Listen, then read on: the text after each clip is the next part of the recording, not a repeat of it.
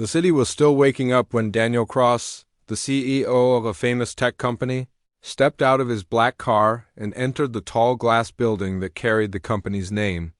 He looked sharp in his expensive blue suit, but behind his calm face, he was nervous. Today was the most important day of his career. After 2 years of hard work by hundreds of employees, they were finally launching a new software product that could change the company forever. Investors were watching closely. Customers were excited. News channels were already setting up outside. It had to go perfectly. Inside the building, everyone was rushing around. There were engineers checking wires, designers going over last-minute changes, and managers walking quickly through the hallways with phones pressed to their ears. The air was full of tension. People spoke in hushed voices, afraid to make any mistake. The whole company was counting down to the global live stream.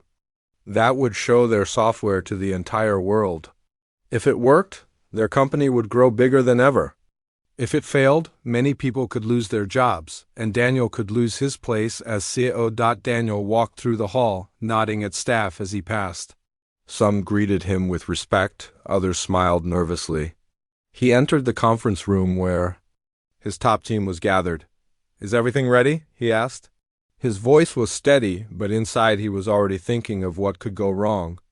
The lead engineer replied, "Yes, sir. Systems are green. We're ready to go live in 2 hours." Daniel gave a small nod, trying to hide the worry in his eyes. He turned to the large screen in the center of the room that showed live stats, code streams, and the launch dashboard. Meanwhile, in the back part of the building, Jacob, the janitor, quietly entered through the side door. He wore his usual uniform and carried a bucket and mop. No one paid much attention to him. They rarely did. He had worked there for years, mostly during late hours, cleaning offices and restrooms. He was kind and never caused problems, but few people really knew him. That morning he had brought someone with him, his daughter, Maya. Maya was just 16 years old. She had long black hair tied back in a ponytail and wore a simple hoodie with jeans. She often waited in the janitor's room after school when her father worked late shifts, quietly doing homework or reading books. She didn't speak much, and most people didn't even know she existed, but Jacob had no choice today. Maya's school was closed for a teacher meeting, and he couldn't leave her at home alone. She sat in the corner of the small room near the supply shelves with a notebook in her lap, quietly drawing something that looked like computer code. The company was so big and busy that no one even noticed she was there. Back in the control room, Daniel practiced his speech one last time. He stood in front of the camera with the large screen behind him and went over the lines he had memorized. "Today, we begin a new chapter," he said to the empty room, pretending it was full of reporters and clients. "Our new software will help companies around the world work smarter and faster." He paused. The words felt strong, but his stomach twisted. He didn't sleep well the night before. Too many things could go wrong. What if there was a bug in the system? What if it crashed during the demo? What if a hacker tried to break in during the live stream? He pushed those thoughts away. "Stay focused," he told himself. "Everything's been tested." An hour later, the office buzzed with energy. Everyone was in their position. The livestream countdown showed 0 hours, 59 minutes, and 45 seconds. Less than an hour to go. Daniel stood near the camera crew, breathing slowly. His assistants adjusted his microphone and checked the lighting. The engineers monitored the server room screens, making sure everything stayed green. In the back halls, even the janitorial staff had been asked to stay quiet. Jacob looked over at Maya and said, "I'll be busy for a while, but stay here, okay?" She nodded. "Don't wander around," he added kindly. "These people are stressed today." She gave him a soft smile and returned to her notebook, but inside she was curious. She had heard her father mention software launch many times. She didn't fully understand it, but she loved computers. At home, she often watched online tutorials about coding and built her own small projects. She never told anyone outside of her father. People usually didn't expect someone like her to know such things. As the final moments ticked down, Daniel stood behind the podium in the main presentation room, now filled with lights, cameras, and a few invited guests. On screen, viewers from all around the world began to tune in. The host gave a short introduction, then the camera turned to Daniel. He stepped forward, smiled, and began speaking. "Good morning. I'm Daniel Cross, and today we are proud to share with you." Suddenly, everything went dark. The screens behind him blinked. Then they froze. The live stream paused. A red error message appeared on the control panel. "System failure connection." "Lost," gasps filled the room. Engineers jumped to their feet. Managers spoke rapidly into their headsets. The audience looked around, confused. Daniel froze, his smile gone. His heart began to race. "What's happening?" he asked loudly. The head technician replied, "Sir, the server just crashed." "We don't know why yet. We're locked out of our own system." Locked out? Daniel's worst fear was happening. The whole system, months of planning and development, had crashed right in front of the world. Phones buzzed, emails poured in. Some investors immediately sent messages asking what was going on. Daniel looked at the frozen screen behind him and felt helpless. Far away, in the back hallway, Maya heard the noise. She saw people running and shouting. Curiosity got the better of her. She quietly stepped out and walked slowly down the hall. Through a glass window near the server room, she saw a large screen filled with system code. Something on the screen caught her eye. It looked like a repeating error message she recognized from one of her coding lessons, something called a loop trap. She leaned closer. "That can be fixed," she whispered, but no one was listening. Inside the control room, chaos was growing with every second. Alarms weren't ringing, but the silent panic was even louder. People ran from one desk to another, checking wires, screens, and systems. The live stream had stopped for everyone watching. Around the world, investors, business partners, and reporters were all seeing a black screen with an error message. For a company that was known for its high-quality technology, this was not just a mistake, it was a disaster. Daniel stood still, eyes fixed on the screen. His heart pounded in his chest. Just a few minutes ago, he was confidently introducing the company's biggest achievement. Now everything had gone wrong. He looked around the room. Everyone was busy trying to fix the problem, but no one had answers. "Talk to me," he said loudly. "What happened?" The lead engineer, Mark, looked pale. He tapped quickly on a keyboard. "We're locked out, sir. It looks like a loop in the security system is rejecting every login attempt, even our backup logins. It's not a hack. It's something inside the code." "What about the developers? They spent months building this. Can't they reset it?" Daniel asked. "We're trying everything. But each time we try to log in, the system automatically shuts us out again. Even our emergency restore tools are blocked." Daniel felt like the walls were closing in. Every minute that passed was making things worse. Viewers were leaving the live stream. Stock prices were beginning to drop. People were tweeting online asking what was going on. Some thought the company had been hacked. Others thought it was poor planning. Daniel could already see the headlines. Tech giant fails at launch and CEO under fire after major system crash. He took a deep breath and turned to Mark. "We need this fixed now. I don't care how. Do something." Mark nodded quickly and returned to the keyboard, but nothing seemed to work. In the back hallway, Maya was still standing near the glass window, watching the system screen. Her father had told her to stay put, but she couldn't look away. She recognized the lines of code. It was something she had seen during one of her late-night coding lessons on her old laptop. A loop trap, an error that keeps repeating the same command, causing the system to lock out any new command. She had fixed it before in a small project she made. This one looked more complex, but the problem was similar. Maya looked around. People were running past her, too busy to notice her. She walked slowly into the open hallway and toward the server room door. A tall man in a suit almost bumped into her. "Sorry," she whispered, but he didn't even hear her. Inside the server room, 3 engineers were standing near the main screen. It was filled with red text and warning messages. Maya stood at the doorway and took a deep breath. Then she spoke, not too loud but clear. "Excuse me. I think I know what the problem is." The engineers turned and stared at her. One of them frowned. Who are you? You shouldn't be in here. I'm Maya, she said quietly. My dad works here. He's the janitor. I saw the screen and I think I know what's wrong. One of the younger engineers laughed nervously. You saw the screen? That's cute, but this is a serious situation. You should go back to wherever your dad is. Maya looked down, embarrassed. But something inside her told her not to give up. She stepped a little closer. Please just let me try. I'm not asking to change anything, just let me look. The engineers were about to say no when another man walked in. He was older, with gray hair and kind eyes. He stopped when he saw Maya. Hey, you're Jacob's daughter, right? She nodded. He smiled. I've seen you waiting after school sometimes. What are you doing here? She says she can fix the system, one of the other engineers said, clearly not taking it seriously. The older man raised an eyebrow. Is that right? Maya took a breath. Yes, it's a security loop trap. The system keeps rejecting every login because it's stuck in a repeat error. If we break the loop and reset the gate manually, I think the rest of the system will unlock. It's in the code on the left side of the screen.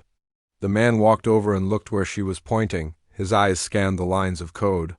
Slowly, his face changed. Wait a minute, he whispered. He turned to the others. She might be right. The room went silent. Let her try, he said. One of the engineers looked doubtful. Sir, if we let her touch anything and it gets worse? We're already locked out. Let her look. They moved aside. Maya walked up to the main keyboard. Her hands were shaking, but her mind was clear. She saw the part of the code she remembered. Carefully, she typed a short command to stop the loop. The screen flashed. The red text paused. A new message popped up. Access partially restored. Admin override required. She did something, one of the engineers said, surprised that Maya didn't stop. She typed another command to reroute. The manual access. This time she used an old trick she learned online, a bypass that forced the system to restart using a secondary path. It was risky, but it might work. The screen went black for 2 seconds. Then green lights blinked across. The dashboard dot back in the control room. Mark looked up from his monitor. Wait, we're getting a signal. The system is waking up. The main screen lit up again. Daniel blinked in disbelief. The launch dashboard returned. The software loaded up. Who did that? He asked. An assistant said, Sir, someone in. The server room is working on it. I think it's a kid. A kid? Daniel rushed toward the server room. Inside, Maya had just entered the final command. The livestream connection reappeared on the screen. Across the world, the black screen was replaced by the company logo. The livestream was back. Viewers began returning. Messages popped up saying they're back online. Applause broke out in the server room. Daniel stepped in, looked around, and saw Maya standing by the keyboard. Everyone was staring at her. Who is she? He asked. The older man smiled. Sir, this is Maya. She's Jacob's daughter. And she just saved your entire launch. For a few seconds, Daniel didn't say a word. He simply looked at the teenage girl standing in front of the large computer screen, her small hands still resting on the keyboard. Around her, the engineers stared in amazement, some with their mouths slightly open. The room was filled with a strange silence, the kind that follows something incredible. He finally took a step forward. You fixed it? Maya looked at him quietly, unsure what to say. She didn't feel like a hero. She had just done what she thought was right. I saw the loop trap, she said softly. It was stopping every login. I've seen something like it before. Daniel was trying to understand. This girl wasn't wearing a badge. She wasn't part of his team. She wasn't even an intern. And yet, she had just solved the problem that his top engineers couldn't. Who taught you this? My mom used to work in IT, Maya said. She passed away when I was younger. I started learning by watching her old notes. And then I kept teaching myself online, she taught herself. One engineer whispered to another. Daniel looked to the older man in the room. And you let her touch the system? Yes, sir, he replied calmly. I watched her. She knew exactly what to do. We were running out of time. I took the chance. And I was right. Daniel turned back to Maya. She looked nervous now, like she was worried she had done something wrong. But then he smiled, a real smile, one filled with relief and amazement. Well, you didn't just fix the system. You saved our company. Just then, a voice came through the intercom. Sir, the live stream is back. Viewers are returning. Should we continue the launch? Daniel took a deep breath. Yes, let's go. He turned to Maya again. Would you like to watch from the control room? She nodded. They walked together down the hallway, with the engineers following behind, still whispering about what they had just seen. Some were shocked, some embarrassed, and some inspired. How could a teenager understand the system better than people who had studied it for years? But none of them could deny what they had witnessed. Inside the control room, the team quickly prepared the second half of the presentation. Daniel stood in front of the camera again, but this time his face showed something different, not just confidence, but gratitude. The team counted down again. 3, 2, 1. Daniel smiled into the camera. Thank you for your patience. Earlier, we experienced a system issue during our launch. But thanks to the quick work of our incredible team and the unexpected help of a very special guest, we're back on track. He continued the rest of the presentation smoothly. As he spoke about the features of the new software, the audience online was already talking about the delay. But soon, something else caught their attention. Someone posted a message on a social media page. The system was fixed by a janitor's daughter. At first, many people thought it was a joke, but the story spread quickly. More staff began sharing what they had seen. By the time the launch ended, thousands of people were posting about the young girl who had saved $1 billion software release. They didn't even know her name yet, but they were calling her a genius. Maya sat quietly in the back of the control room. Her father, Jacob, had just found out what happened and rushed to find her. When he entered and saw her sitting calmly with the CEO standing beside her, his heart nearly stopped. Maya, what's going on? Daniel turned to him. You must be Jacob. Your daughter is the reason we're back online. Jacob was confused at first. He looked at Maya, then at the screen, then back at Daniel. I don't understand. She fixed the system, Daniel said with a proud smile. She knew something none of us did. And because of her, the launch was saved. Jacob stood frozen. He didn't know whether to laugh or cry. You did that, Maya? She nodded slowly. I just remembered something I learned. I thought it might help. He walked over and hugged her tightly. I'm so proud of you, he whispered. By the end of the day, the launch was considered a success. Investors were satisfied. The system was stable, and the world had a new story to talk about. Later that evening, the company held a short press meeting. Daniel stood at the front of the room with cameras facing him. He didn't just talk about the software. He shared the full story of the crash-in who had saved the day. He introduced Maya by name, saying she was not only the daughter of one of their longest-serving employees, but also a young talent the world needed to watch. Reporters wanted to speak to her. Some even wanted to interview her on national television. But Maya stayed quiet, standing beside her father. She wasn't used to attention. When someone asked how she felt about saving the company, she replied, I just wanted to help. That simple answer touched many people. The next morning, her story was everywhere, online, on TV, and in newspapers. Headlines read, Teen Girl saves tech launch after CEO panic. Janitor's daughter fixes system when engineers couldn't. Self-taught girl shocks the tech world. Strangers on social media began praising her. Some offered scholarships. Others wanted to send her gifts. A few companies even sent messages asking if she'd ever consider working for them someday. Maya didn't know how to react.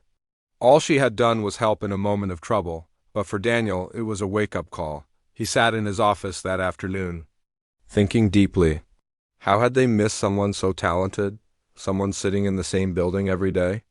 Maya had never been given a chance because no one ever thought to ask what she knew. It made him realize how much talent often goes unseen, not just in fancy schools or big titles, but in everyday places. He called a meeting with the company board and proposed something new. a mentorship and internship program for students from working-class families. He called it the Maya Project. The goal was simple to find and support young minds, especially those who had talent but lacked opportunity. When he told Maya and Jacob about it, Jacob's eyes filled with tears. "Thank you," he said quietly. Daniel shook his hand. "No. Thank you for raising someone so brilliant." Maya just smiled. She didn't need the spotlight. She didn't need awards or titles. All she needed was a chance to do what she loved, and finally the world was ready to see it. The next few days were completely different from anything Maya had ever known. Before that day, she was just a quiet girl who kept to herself, loved computers, and often sat outside her father's workplace waiting for him to finish his shift. Now, everywhere she went, people seemed to recognize her. At school, her classmates were whispering in the halls before she even entered the building. Some students who had never spoken to her before were now suddenly friendly, offering her a seat next to them or asking if they could be in her group for class projects. A few teachers even stopped their lessons to ask about her experience fixing the tech company's system. They were amazed to hear that she had done something so important. Maya wasn't used to so much attention. She smiled politely and answered questions when she had to, but deep inside she still felt like the same person. She didn't feel like a hero or a genius. She just liked solving problems and figuring out how things worked. That was all. Her father, Jacob, also started getting noticed. Some of the staff at the tech company had always greeted him with a nod or a short smile, but now they were stopping to talk to him, shaking his hand and calling him Mr. Jacob. Some of the younger employees even offered to help him with his work, which he had always done alone before. At first, Jacob didn't know what to make of it. He was a simple man who worked hard, never complained, and always put his daughter first. But now, because of Maya, people were seeing him differently, not just as the janitor, but as the father of someone very special. Meanwhile, Daniel, the CEO, kept his word. He began working on the new internship and mentorship program named after Maya. The company's human resources team started planning visits to local schools, especially those in low-income neighborhoods, to find talented young people who might never get noticed otherwise. They designed the program so students could come in after school or during weekends, work with real engineers, learn coding, design, and problem-solving, and even build their own projects. The first person invited to try out the new program was, of course, Maya. On her first official visit to the program space inside the company building, Maya was given a small ID card with her photo on it.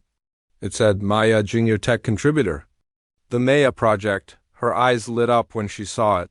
It wasn't about the title, it was the feeling that she belonged. Inside the room, everything felt like a dream to her.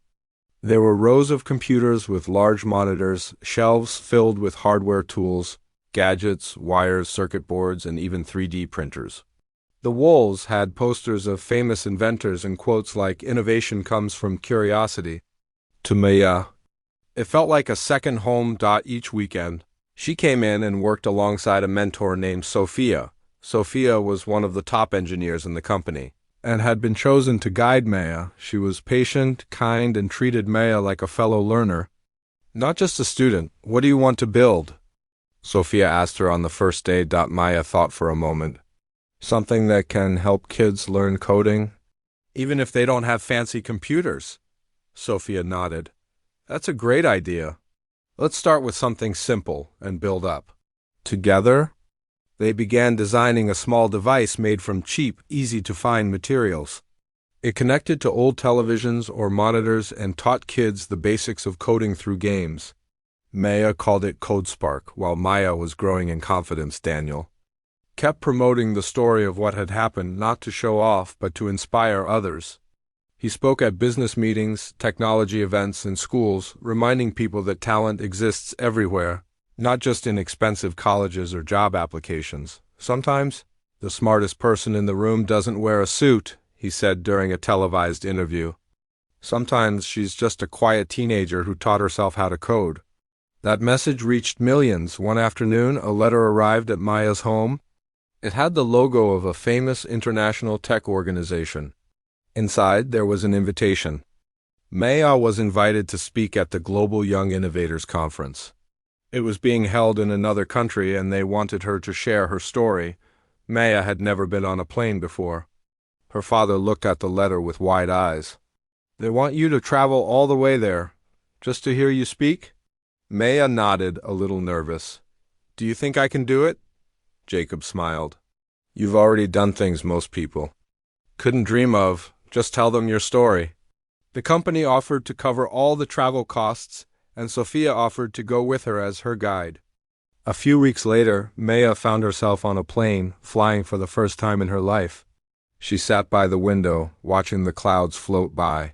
Holding her small notebook of ideas close to her chest, at the conference, she was one of the youngest speakers. Some of the others were students from big universities or young inventors with famous parents. Maya felt nervous as she walked onto the stage, but when she saw the audience looking at her with warm, curious eyes, she relaxed. She told them everything: how her father cleaned floors, how she taught herself coding, how she had fixed the system when no one else could, and how anyone could do great things if just given a chance. The room gave her a standing ovation. After the speech, many people came to meet her. Some offered support. Some just said thank you. A few even asked her for advice. She didn't feel like a celebrity. She still felt like Maya, but now she knew her voice had power. When she returned home, she found that even more students had signed up for the Maya project. Some of them were shy like her. Some were already building their own ideas. But they all had one thing in common: they believed they could do something big. Just like Maya, one evening she sat with her father on the rooftop of their small apartment, looking up at the stars. You know, Jacob said, your mother would be so proud of you. Maya leaned against his shoulder. I wish she were here. She is, he said softly, in everything you do. Maya looked up again, this time with a smile. She didn't know what the future held. Maybe she'd become a top engineer, maybe a teacher, or maybe something else. But for now, she was exactly where she needed to be, and it all started because on the day everything went wrong, she walked in. Several months had passed since that unforgettable day when Maya walked into the server room and changed everything. Life had settled into a new rhythm, but for Maya, everything felt different in the best way possible. She was still the same quiet girl who liked solving puzzles and understanding how machines worked. But now, the world saw her as someone important. Her confidence had grown, but not in a loud or showy way. It was the kind of quiet strength that comes from being heard and respected. The Maya Project was now active in multiple schools across the city. Maya's story had inspired so many children to believe in themselves. Posters with her picture and the words, "If Maya can, you can too," were seen on school walls. Young students from small towns and crowded neighborhoods were now learning coding, building small devices, and sharing their ideas, all because someone like them had done something amazing. Maya visited the project centers often. She spent time helping kids just like her, those who had big dreams but very little support. She sat beside them, helped fix their bugs in the code, answered their questions, and reminded them that even small efforts could lead to something big. One day, a shy little boy named Zian came to her with a problem.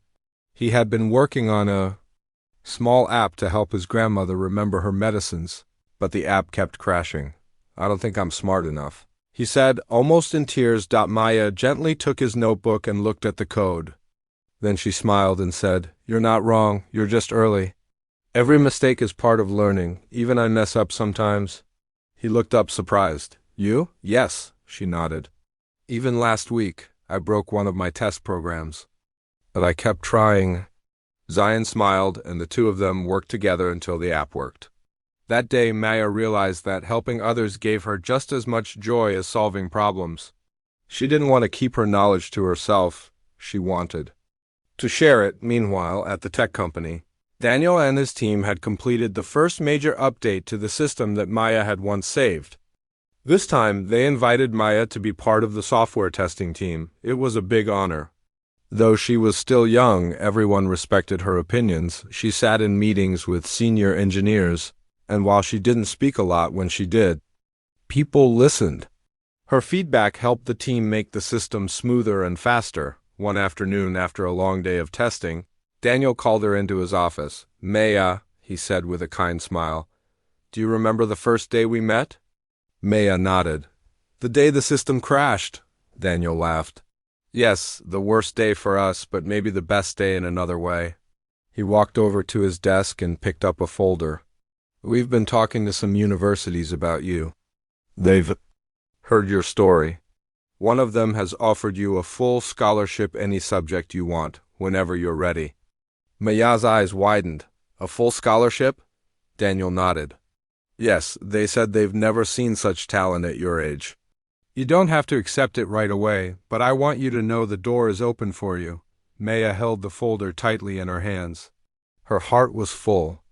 It wasn't just about school, it was about knowing she had a future. Later that evening, she sat with her father in their small kitchen. Jacob was cooking her favorite meal, chicken and rice, while she looked through the scholarship papers. "They want to send me to college, Papa." Jacob turned to her, his eyes soft. "You deserve it." "I'm nervous," she admitted. "What if I don't fit in?" He placed a hand on her shoulder. "You fixed a broken system in one of the biggest companies in the country. You fit in anywhere, Maya." She smiled, knowing he was right. As time went on, Maya accepted the scholarship but chose to wait a year, so she could continue helping with the Maya project and finish high school peacefully. She wanted to leave things better than she found them. During this time, she also began writing a short book, nothing fancy, just a simple guide called Coding for Kids Who Don't Have Computers. It included paper activities, logic puzzles, and fun games that taught basic computer science without needing electricity or devices. She created it because she remembered how hard it was to learn with limited resources. The book was published by a nonprofit organization, and soon schools across the country started using it. Children from far-off villages, where computers were rare, began learning with her book. Some even wrote her letters to thank her. One little girl from a small mountain village wrote, "I want to be like you, Maya. I didn't know girls could do these things until I read your book." Maya kept all those letters in a box by her bed. Then one morning, Maya and her father received an invitation from the country's president. He wanted to honor her for her contribution to youth education and technology. They both dressed in their best clothes and traveled to the capital city. At the ceremony, Maya stood in front of a large crowd while cameras flashed and reporters took notes. The president shook her hand and gave her a medal. "You have reminded us," he said, "that true brilliance does not need a title. Sometimes it only needs a chance." The crowd clapped and Jacob had tears in his eyes. For years he had quietly cleaned floors, believing that his job didn't matter much. But now, because of his daughter, he stood proudly on the stage, feeling like the richest man in the world. After the ceremony, a reporter asked Maya, "What's next for you?" She smiled and said, "I don't know everything yet. But I do know one thing: I want to help more kids believe in themselves." The reporter nodded. "And what advice would you give to young girls like you?" Maya thought for a moment and answered simply, "Don't wait for permission to be smart. If you love something, start learning. Start small. Start now." That line was shared across the internet. People made posters, stickers, and even school banners with it. Maya's words were inspiring a generation. In time, Maya would go on to study computer science. She would build tools to help communities, develop apps for education, and create programs for schools that had nothing but chalkboards. But she never forgot where she came from. She always remembered the hallway where she waited for her dad, the quiet afternoons she spent learning alone, the day the system crashed, and the moment when someone finally said, "You belong here." Because Maya wasn't just the girl who fixed the system, she was the girl who changed everything.